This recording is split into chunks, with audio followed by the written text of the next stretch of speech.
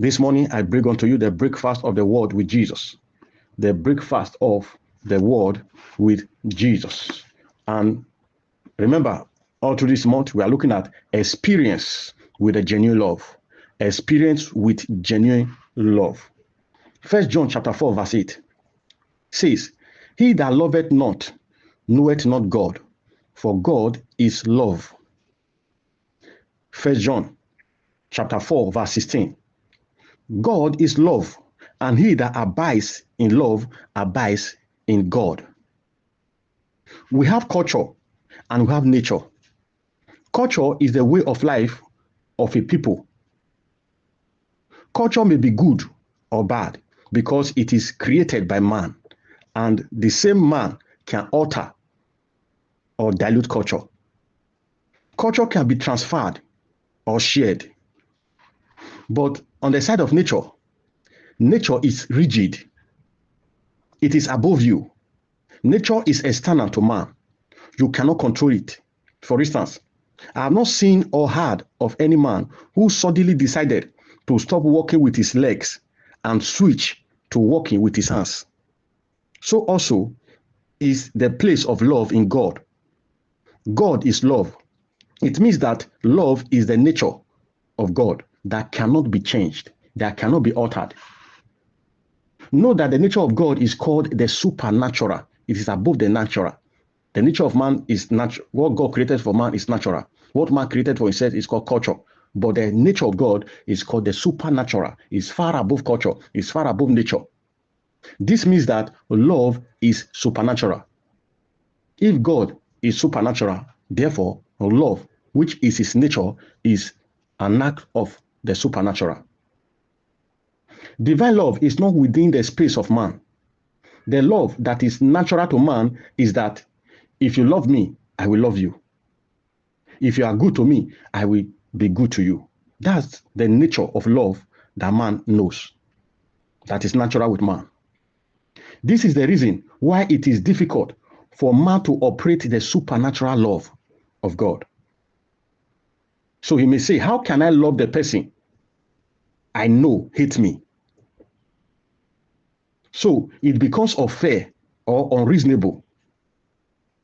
But that is exactly how the ways of God are.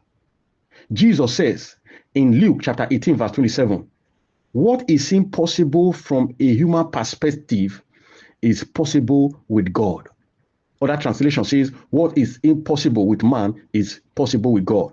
But NLT says, what is impossible from the human perspective is possible with God.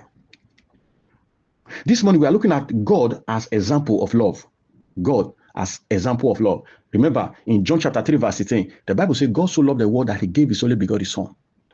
If you understand the dimension of a begotten son or of an only son, the Bible talks about the money for an only son. So there's a difference between one having 3 children, 4 children, and having to give one out, than one having just one child, and that one child is giving it out, to be killed. Even God could not allow Abraham to sacrifice his only loved son, Isaac, because God could not take it. Because it was far beyond the realm of man for Abraham to sacrifice his beloved son. So God said, stop it. To tell you how it is or what it cost for one to give an only son out. We have read from 2 verses that God is love and he is the perfect example of love. Remember from your classroom experience that examples are given to make our journey easy as we follow it. So it is easier for you to follow an example through to get the answer for the situation or for the equation. If you desire to walk in the supernatural love, you must follow the example of God, who is, in John chapter 3, verse 16, gave his only begotten son without requesting anything in return. So it was a sacrificial love. Remember in our previous teaching, we talked about love as sacrificial. Love gives. Love gives. For you to walk in the love dimension of God, you must understand that God is a spirit. How can you walk in the love of God? until you find out the nature of God and you begin to walk in it. And the primary nature of God is that he is a spirit. John chapter 4, verse 24. He said, God is spirit, and they that worship him must worship him in spirit and in truth. To worship God is to submit to him, including walking in his divine or supernatural love. So the act of worship is not just in singing, it's to accept his ways, it is to embrace his nature, it is to give your life away to live his life. You submitting, then you are worshiping him. And walking in the supernatural love, where you love your enemies, Luke chapter 6, verse 27. Where you do good to them that hate you, Luke chapter 6, verse 27 again. Where you bless them that curse you, Luke chapter 6, verse 28, and many more. You must first become a spirit, just like God, by consciously committing yourself to what empowers your spirit man. You commit yourself, you submit yourself to what empowers your spirit man.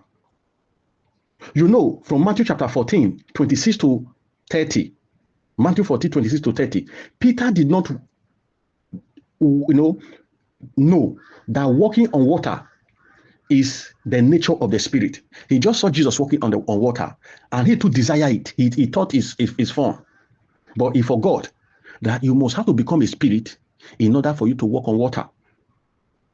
So he tried it, but after a while, he began to sink by virtue of the wind. Because you must be a spirit for you to overcome wind. If you remain in the flesh, if you remain as man, wind must pull you down. Only spirits are flexible to the boisterous wind of life. So you must convert from your flesh to becoming a spirit in order for you to be able to satisfy the nature, the supernatural dimension of the love of God. One way you build your spirit is this: engage in the study of the word of God. If you want to build your spirit, one of the ways is that you embrace the word of God. Romans chapter 10, verse 17. Faith comes by hearing, and by hearing the word of God. You know, faith is required to take delivery from the supernatural. So you need faith to walk in the supernatural. And one of the supernatural ways of God is called love, the divine love of God. John chapter 8, verse 32. You shall know the truth, and the truth shall set you free. What is the truth? The word of God. John chapter 17, verse 7. It says, sanctify them through the truth. Thy word is truth.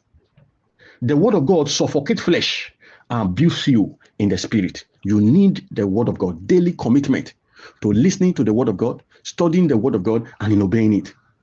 You know, these virtues are interwoven. So when you are talking about love now, we still mention the word of God again. You need it. It builds your spirit man, as I always say. One benefit of love is mercy. One of the benefit. What do you benefit when you walk in supernatural love? It's mercy. Exodus chapter 20, verse 6. And show mercy unto thousands of them that love me. God shows mercy unto thousands of them that love him.